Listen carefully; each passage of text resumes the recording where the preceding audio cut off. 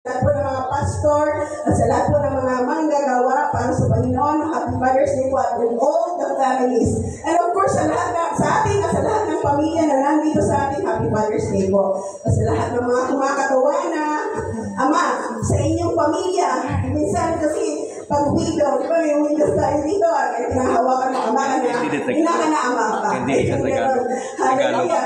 So praise the Lord and thank you din sa mga bagong dating dito. We praise God for your life. We thank you that we pray that you will this will not be the last of this week, but we'll see you again. Amen. Hallelujah. So welcome po sa Life in Christ. Amen. So Happy Father's Day indeed. So ang topic talaga natin is about Happy Father's Day. Pwede na ba ako sa next slide? Ay. Nakaw.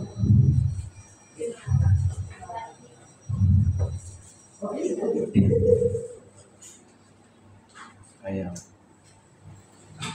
Dan, surprise. Ayun. Ayun. Amen. So, ang topic po natin, because we are celebrating Father's Day, would it be the best that we would be talking about God's love? Amen? Yung pagmamahal ng ating Panginoon na walang sukat. Amen? Na ito'y naranasan natin, at palaging mararanasan. Amen? At manina mga amen. Mainitan ba kayo? Ako ay mainitin. Pawisin kanina nga. Guna-guna ako sa praise and worship eh. Yung ganun eh, talaga. Pero medyo tumingin ako. Pasara kasi talaga puso. Mawala na yung boses ko. Sabi ko, naku, paano ba ako sa salita? Mawala pa yung boses ko. So medyo, laylo. Guna-guna na, pero init na init ka. Amen. Hallelujah. So thank you for that worship team. For that wonderful worship where we experience God in His presence. Amen. Hallelujah. Ang ganito po gagawin natin, katulad ng ginagawa natin palagi. May I invite you to rise up, to honor the Word of God, and then we will pray. Hallelujah. Amen. Ating pong basahin. Amen. It's from 1 John 4:16. So in English, tsaka Tagalog. Okay, so from 16. So we have come to know and trust in the love that God has for us. God is love. Now whoever abides in love abides in God, and God abides in Him. Sa Tagalog po. Nalalaman natin tayo iniibig ng Diyos. Ang puso tayong nananalig sa katotohanan nito. Ang Diyos ay pag-ibig. Ang nagpapatuloy sa pag-ibig ay nananatili sa Diyos at ang Diyos ay nananatili naman sa Kanya. Amen. Hallelujah. Hallelujah. Our Father, Lord, we are so grateful and thankful, Lord God, that, Lord, you are, Lord God, love. Yes. Ikaw, Panginoon, ang aming pag-ibig, O Diyos. Salamat po, Panginoon, Lord God, sa pagkakataon ito, Lord God, na muli, Panginoon, maitaas namin ang pangalan ng iyong anak na si Jesus sa pamamagitan, Panginoon, Lord God, ng pag-angat, Panginoon, at pagtitiwala sa kanyang mga salita. Yes. Lord, we ask that our Lord Jesus Christ be magnified today. Lord, hallelujah, in your name, Lord God. Panginoon, salamat po, Panginoon, sa lahat ng ginawa mo para sa amin. Sa pag-ibig mo, Panginoon, para sa amin, maraming salamat po, Diyos. Lord, where can be found, Lord God, if not because of what you have done, if not because you have loved us, Lord. You first loved us, Lord God. Ikaw, Panginoon, ay pag-ibig. Salamat po, Panginoon Jesus, Panginoon, sa iyong mga salita na iniwan mo sa amin, Lord God, na ito, Panginoon, ay patuloy namin, Panginoon, na pasubulay-bulayan. Ito'y patuloy namin, Panginoon, Lord God, natutunan. Ito'y patuloy namin, Panginoon, nagiging kalakasan mo, Diyos, sa tuwing namin, Lord God, mapag-aralan, Lord God, when we have revelation of your word, when we grow in your word, Lord God. Thank you, Jesus. Thank you for being the Word Himself, Lord God. And we thank you today, Lord God. Hallelujah. Thank you, Jesus. Would you please, Lord, magnify your word for us? Will you magnify, Lord God, your word, Lord God, even, Lord, as we hear, as we speak, as we fellowship, Lord God, as we ponder, Lord God, even, Lord, the word that will come out from my mouth, Lord God, Lord, would you magnify that, Lord, because you are worthy to be magnified. Lord, Holy Spirit, thank you, Lord, for your presence. Indeed, you dwell in the praises of your people, Lord God. Lord, Holy Spirit, we ask today, Lord, that, Lord, you minister your word. You minister, Lord God, to your people. You minister, Lord God, Lord, what they need to hear. What, Lord God, you want them, how you want them to grow, Lord God, in your love, in your word, Lord, that you would lead us, Holy Spirit, to our Lord Jesus Christ once again. That, Lord, in all these things that we do, we can only magnify and give him word, and all the glory always belongs to our Lord Jesus Christ. You deserve all the praises, Lord. And in faith, Lord God, we believe for the love that you have given to us, Lord. Our Father, thank you for being our grace, that we have received you, that because of you, Lord God, that's the reason why we are here, and that we have the righteousness to be bold, to stand before you in the throne of your grace. Hallelujah. Lord, you're so worthy. And may your presence, Lord God, will be, Lord God, the one that we will behold today, Lord, as you speak. And if you believe, and if you agree in the integrity and conviction of your faith, and in the name of Jesus Christ, and everybody say, Amen. Amen. Hallelujah. Hallelujah. Amen. Praise the Lord. Hallelujah. Thank you, Jesus.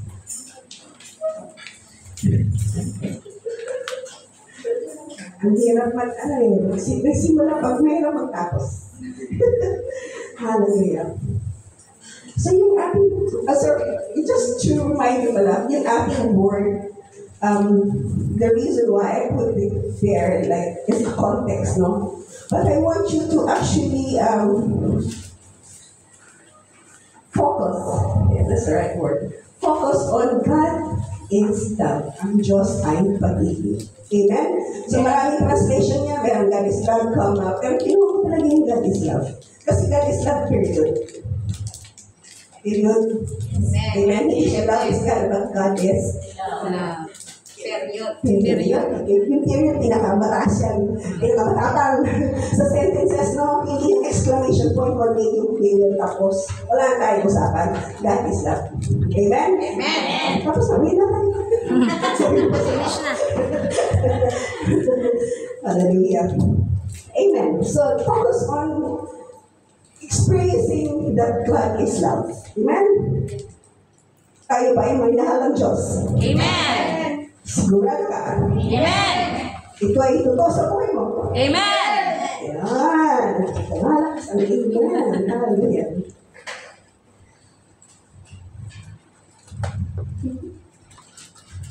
So, how to experience God's love? Siyempre, yung title natin, experiencing God's love. So, siyempre, yung pinakatamang proposition talaga is how to experience God's love. I know that you have experienced God's love and we are continuously experiencing God's love. But then, would you want more? Amen. Amen, di ba? Amen. Gusto na nag-inom shopping. Gusto mo ba na mas malalim? Kung mas lagi mo siyang na-experience? Amen. Amen. Hallelujah. So you have to understand that love has a firm biblical foundation.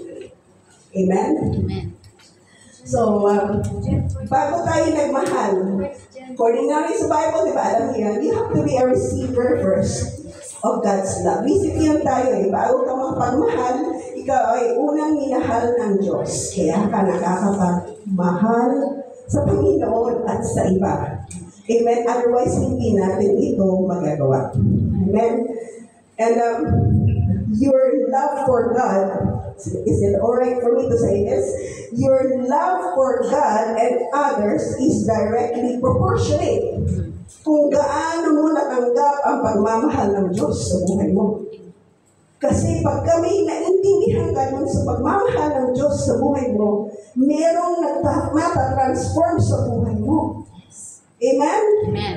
Ito yung nagpapabago sa buhay natin. Kung bakit ikaw noon ay makasalanan, ngayon nagbago ka na at konti na lang. Nakikita mo yung unti-unti kang binabago ng Panginoong Jesus. Naniniwala ako na kung tunay mo talaga na-experience ang Panginoong ng pag-ibig ng Panginoon, hindi po pwede hindi ka magbabago. Tama? Amen. Can I be so bold also na yung mga nakikita niyo yung mga do you know like those who have testimonies or have been transgender before, you know, and then once they encounter the love of God, nagbabago sila. Amen. So walang imposible sa Panginoon na lagi natin sinasabi. Amen. Walang mahirap sa Kanya. Amen? Amen. Hallelujah. So anong meron ka ba sa buhay mo na hindi mo pa na-surrender? Baka lang. Gusto mong tanggapin pa ng lalong mas malalim ang pag-ibig ng Diyos sa buhay. Amen? Amen. Hallelujah. So punta tayo dito. Ito po yung discuss ko, no? So, the reason, these are points 1.3. So, the reason why I put there, inuna ko muna to, binigay ko na lahat. Kasi, I just want you to concentrate then on the word must. Ano ibig sabihin pa must? Kailangan. Dapat. Diba? Hindi pwede. Okay? Pagdating sa Panginoon, sa lahat ng ating pag-respond sa Panginoon, dapat ito ay totoo. Dapat ito ay honest. We are sincere na talagang dapat kailangan. Amen? Amen. Hindi dapat tayong perfect. Although binabago tayo ng Panginoon, paunti-unti. What I'm trying to say is, don't be complacent. As a Christian, you can't be so complacent. If the Lord has given you His all, His love, amen, binigay niyang buhay para sa iyo, bakit ikaw naman? Hindi mas ikaw kung paano ka mag-respond sa Panginoon mo? He's not asking for it. But it is actually your response once you have recognized that love of the Lord. Pag naiintindihan mo at nasa buhay mo na tumatak sa puso mo, amen, ang ganun pala, and then you can respond to our God the way that He has loved you. In the way that you can love Him back. Amen? Amen. No, gets nyo? Amen? So madalas, you know, it's just yung paano tayo magre-respond sa Panginoon. So today, if you hear the Lord today, anak, in a way that you would respond to Him with that, ulit ako niyan eh. When you say amen, it has to have the integrity when you say amen. Hindi tayo complacent. Hindi ka lang amen ang amen. Eh, parang wala naman, sabi ko lang amen, tapos pasok yung talabas to. Well, you know, you're saying amen to the Holy Spirit who lives inside of you. Amen? Amen. Hallelujah. And bakit we? Kasi ikaw yan eh, ako yan eh. So I must. Amen? Kuha natin yan. Amen. Amen? Today, pagka nag-usap tayo mga kapatid,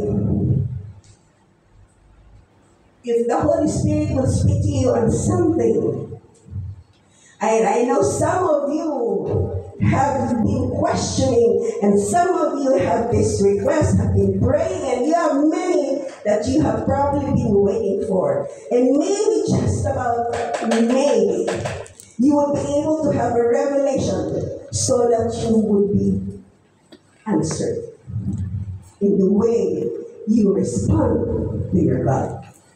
Amen? Amen. Hallelujah. So how to experience, that's point number one, how to experience God's love? We must know that there is a divine connection between faith and love. Okay? So meron siyang connection between faith and love. Okay? Let me just go through here. These are some, kasi there are so many Bible references. Okay, so I took 3 for you, for us. So it says in Galatians 5, For in Messiah Yeshua, neither circumcision or uncircumcision has any meaning, but only trust and faithfulness expressing itself through love. Makita niyo po, in-underline ko yan. So basahin lang ulit natin lahat natin. So peace to the Ephesians 6:23, peace be to the brothers and sisters, and love with faith from God the Father and the Lord Jesus Christ. So makita niyo, laging magkadugtong yan. So 1 Timothy 1:14, and the grace of our Lord was more than abundant with the faith and love which are found in Christ Jesus. Amen? So what I'm trying to drive out, kasi sabi natin kanina, yung first point natin is that there is a divine connection between faith and love. Some of you, or probably most of us, we struggle in faith. Amen? Amen. Amen? It's true, ba? We struggle, it's really true. But what does the word says there? It says faith and love. They're tandem sila. They go together. Amen. You may be struggling in believing, having that faith, but then hindi mo masyado nakukuha ang pag-ibig ng Diyos sa buhay mo. It is possible. Operate ka ng faith, pero hindi ka nag-ooperate doon sa pag-ibig ng Diyos sa'yo. Amen. And the word said, without faith, it is impossible to please God. Amen? Amen. But then, kung sinasabi natin sa Hebrews, di ba, na without, sa word na, without faith, it is impossible to please God. Pero connected pala yung faith and love. Why? Ikaw ba nung na-born again? You started with faith kasi naniwala ka because the Lord has given you that faith to believe. Amen? At tinanggap mo ang biyaya ng Diyos, ang grace ng Panginoon na ginawa para sa buhay mo. Amen? Amen. At dahil ikay ay naniniwala, natanggap mo ang pag-ibig ng Diyos sa buhay mo. Amen? So when you operate in your faith, you have to be deeply rooted in the love of Christ for you. Bakit mahirap para sa ating maunawaan ang pag-ibig ng Diyos? Kasi talagang hindi naman natin alam. The reason why you can love the Lord because He has firstly loved you. Amen? Amen. At hindi rin maunawaan natin ang ating katawan o maybe ng emotions natin because it's not about emotions. This kind of love. Amen? And most of us, we are looking for love at the wrong places. And then ina-attribute natin na ang pag-ibig ng Diyos ay pag naranasan natin sa emotion na pag naramdaman mo, emotions mo are steered, no? Yeah, steer ka. Di ako ba, whatever, no? Sometimes we steer on emotions. And then it doesn't mean that's the love. We are talking about it doesn't mean that pag-ibig yun ng Diyos. Kasi bakit natin nangyayari yun? Kasi we are, in our human way of understanding is that love has to have emotions. Nararamdaman mo, di ba? Amen? Amen? Amen. So if I have to give you an example, okay? Because love is the greatest motivating factor or na kung bakit pinadala ng Panginoong Ama ang Lord Jesus Christ for us. So it's also that love wherein the Lord was motivated so that He would die for us. Amen? Amen. Hallelujah. So, kilala niyo si Jacob. Jacob, di ba? O, tingnan mo naman ginawa ni Jacob dahil lang sa pag-ibig. Pag-ibig, di ba?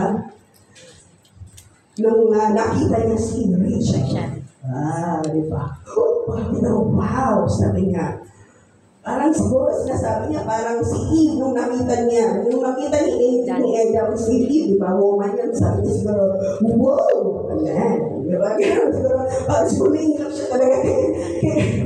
Nagas mo ba yung joke ko? Nung nakita ni Adam si Eve, sabi niya, wow! Ayan. Siguro pa nung nakita ni Jacob si Rachel, sabi niya siguro, ang gaganda naman. In-love ka agad sila si Jacob, no? Tapos, sabi niya sa father ni Rachel, sabi niya, gusto niya maging asawa si Rachel. So sabi naman ni Laban sa kanya, you have to serve me 7 years. Okay. The Bible says, para lang daw araw na dumaan para kay Jacob, para lang makamit niya ang pag-ibig niyang ito na si Rachel. But then he was strict, as you know in the word, no? Sabi niya, he was strict. Ang binigay sa kanya ay yung panganay si Leah. Tapos, nung nalaman niya, bakit mo? Tapos sabi niya, hindi, gusto ko talaga di pa makasawa si Rachel. So, it took him another 7 years. 14 years, mga kapatid, parang wala lang kay Jacob dahil lang sa pag-ibig. Amen? Kung nagagawa ng tao ang ganyan, para lang sa pag-ibig. Amen? Ano ba ang ginawa ng Diyos para sa iyo? Amen. Pardon. Amen? Amen. So let's not be looking for love at the wrong places so that we don't have consequential results like mine. Siguro, kakarelate naman kayo, no? Mga meron dyan. Amen? So let's always look for love. Amen. Sa Panginoon. You know what? Actually, when I was before, Pastor, you know, I am coming from a good marriage, right? So, nung that time pa, nung flight natin pa ako, mainit sa aking mata yung mga magandang relationship na mag-asawa. Mainit sa akin nga, na-injut ako. Pero hindi nainit lang dito sa salita. Pero mainit sa mata ko yan, ayokong tingnan. Medyo may relate ba dyan? Hindi ko alam sa inyo, ha? Pero gano'n talaga mainit sa mata ko yun, ayokong tingnan ako. Bakit gano'n, Lord? Hindi naman dapat ganito, di ba? Nagsisilbi naman ako sa iyo, bakit sila maganda pamilya, maayos ang kanilang marriage shopping, so bakit sinabi gano'n ako na? Gano'n, no? So, but then, in the end, I don't know how God did it, you know? Siguro nakita ni Lord ang aking pag-admit sa katotohanan at talagang, you know, God is really good at siya'y pag-ibig. I don't know how He did it, but in time, nung dumating ang time, bigla na lang may nag-change sa akin, that whenever I see husband and wives that have really good marriages, bigla na lang nag-iba yung paningin ko na sabi ko, wow! Sabi ko, I am so blessed. Parang galak na galak ako. Sabi ko, saan ang galing ko? Parang gano'n. Then I realized God changed my heart. Amen. And then sabi ko, wow! And until now, you know, I'm so blessed. And naalis niya yung inggit na yan, naalis niya yung pag-questions ko. Question ko about, bakit sila ganun ako wala? You know? So, the Lord can change it. Walang imposible sa pag-ibig ng Diyos. Amen. Amen. Hallelujah. Hallelujah.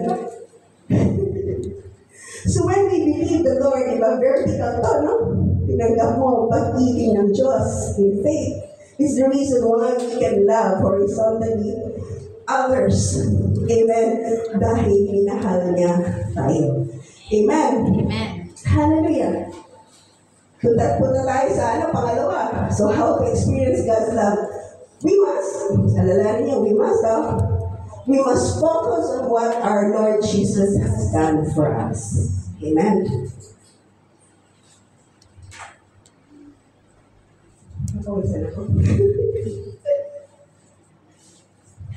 Hallelujah.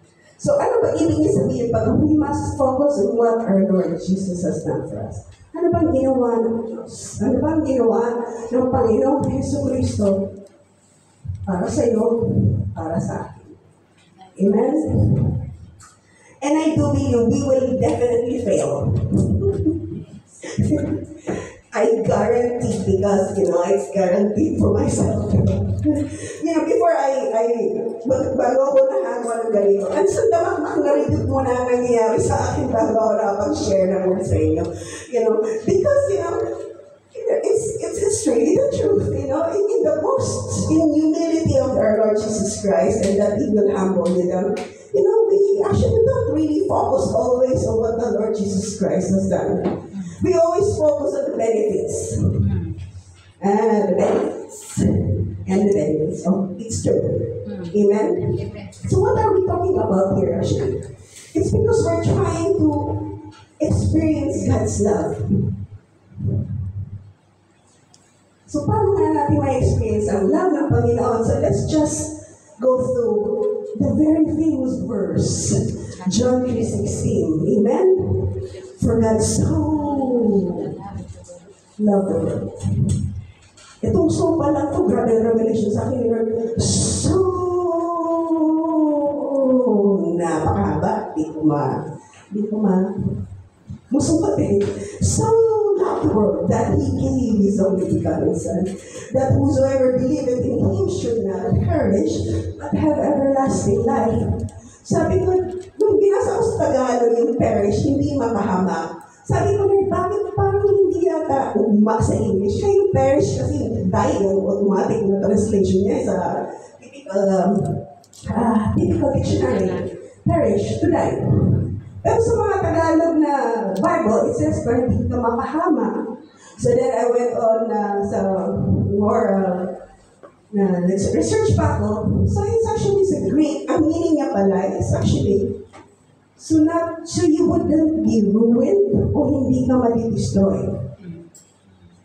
Kaya pala kasi, remember, so that you will not be destroyed or be ruined. You know what the enemy does to you? Steal. Kill and destroy.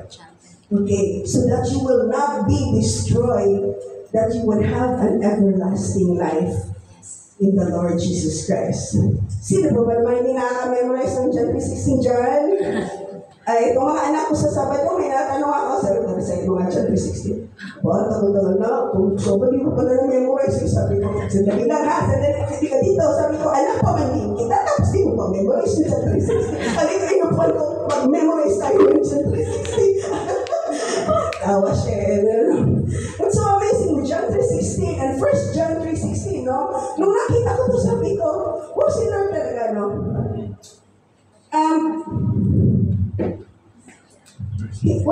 Everything comes in a purpose eh. Kahit mga numero. Like, numbers really speaks to you. Kasi pag tingnan mo, it talks about the same. John 3:16, 1 John 3:16. It basically speaks of the same thing. So we know love by this, that He laid down His life for us. And we ought to lay down our lives for the brothers and sisters. Amen? So yun masusukat yung pagmamahal. Then Romans 5, it says, but God demonstrates His own love towards us in that while we were still sinners, Christ died for us. So tinitingnan ko, sabi ko, demonstrate. Past tense, present tense. Ongoing. Present tense, past tense. Ano ba nakalagay dyan? Present. Present tense? Present tense ba? Hindi siya demonstrated. So past tense siya. It's present tense. Okay? So yung pag-ibig ng Diyos ay present tense. Although ginawa niya na sa iyo, it's present. It's the same thing with faith. Because ang time frame ng faith is Now. ano pa yun? The time frame of faith is Now. now. Amen? Diba? So, a time frame of faith is now. Ang pag-ibig ng Diyos ay present tense din. Amen. Amen? Amen. So, ano man ang natanggap mo before, it was because of faith that is now and is of course demonstrated in love, which is present tense pa rin. So, that's why di ba pag nag-ooperate tayo in faith and in the love of God, it has to be in the present to be now. Amen. Because whatever you have believed in His love, it shall come into pass. Tingin ko na naman, because if faith is now, at ang pag-ibig ng Diyos ay present tense, then doon ka magtiwala, doon ka pumusisyon sa pag-ibig na yun. Amen? Kasi kung ano ang pinagpiparin mo ay mangyayari. Amen. Mangyayari yun dahil nagtiwala ka ngayon. Amen. At yun ay dahil nagtiwala, ang pagtitiwala na yun ay dahil rooted in the love of God for you, the finished work of Christ in your life. Amen. Amen? Amen. Amen. Hallelujah. So, paano ba natin ma-experience yung mga kapatid? Pag sinabi ba natin sa Bible na sabi niya is si Lord Jesus Christ kasi nag-desisyon siya para sa iyo. Para mabigyan ka ng buhay ng walang hanggan. Amen? And you also have decided to give your life for Him. So tama ba sabihin ko na paano maalala ang pag-ibig ng Diyos sa buhay mo? Then you need to focus on the death of Christ for you. On me, on yourself, daily. Dapat lagi mong naaalala. Sasabihin mo naman, Pastora, you're so gross. Diba kasi pag-inisip mo yung word, you're so gross, Pastora. Well, yeah. Yeah, problem that. Naman siguro, no? Siguro kahit kumakain ka, ay pwede mo alalahanin yung napakamatay sa inyo yung Lord. Amen? Ano bang ginagawa mo? Kung ano man yung ginagawa mo, you can actually experience the love of God by remembering what the Lord Jesus Christ has done for you. And it may not be an uncomfortable way of remembering it, but still, do you want to experience the love of God? Alalahanin mo siya lagi. Kasi kung ikaw ay na-busy at kung anong pinag-iisip mo sa buhay mo, di mo maaalala lagi ang pag-ibig ng Diyos sa iyo. Tama ba? Nalimutin nga tayo eh. Yung naisip mo ngayon, mamaya nakalimutan mo na eh. O di ba dapat may awareness ka na lagi mo naaalala ang pag-ibig ng Diyos sa buhay mo? Amen? He sweat with blood nung nag-pray siya. He did it. Sabihin mo for me. For me. Sasagot kayo ng for me. So nag-sweat siya ng blood. He did it for? For me. He became sin. He did it for? For me. Then, he was separated from his Father in a moment of eternity. He did it for? For me. When he was whipped by cut of 9 cut, how do you say that? Slashes. Cut of 9 tails. Yung pagpalo kay Lord, alam mo yun, he was whipped. He was whipped 39 times. He did for? For me. For you and me, amen. He did it for you and me 39 times. Dapat di ka magkasakit. At sabihin mo na sa mundo tayo na fallen. Yes, it's true. Pero walang imposible sa Diyos. Sabi ng salita niya eh. So lahat, everything under His name is basically into nothing. Amen? Amen. Nung siya ay, nung time na yun na siya ay, bago siya, before he was whipped, before he was beaten in his back, sabi sa Bible, Peter was, nandun siya sa coal of fire, pinapainit niya yung mga kamay niya. Okay? So, ibig sabihin, it was a cold morning. It was a cold morning before siya winning. So, may I say, pag malamig ba, are you more sensitive in your skin? Pag winter. Yes. Amen? Amen. Malamig ang panahon yun ng hinip si Lord. And when he was with the cut of 9 tails, most of the time, yung mga pinapala nun, yung ba hindi nagsusurvive, namamatay na. But yet, he took 39 sa bawat sakit. He took it. He did it for Me. Amen. Malaki.